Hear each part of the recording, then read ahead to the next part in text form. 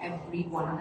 So with or without sales, basta active ang Cebu, active ang Davao, active ang Pangasinan, we will earn commission from all these groups. No? So Aubrey is an 8. She's a team 8 Pavo. So this is about 500,000 income up to 2 million. 2 million pesos per month. A Phoenix is about 1 million per month. A Monoceros is about 3 million per month. And Aquila, 4 million per month.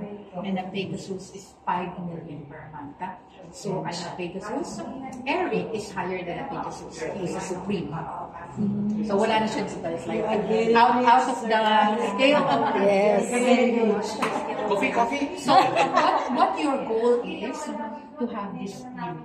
Yeah, that's your goal. That's your goal. You must have one of this spin. But trust me, you will not get this spin by selling product.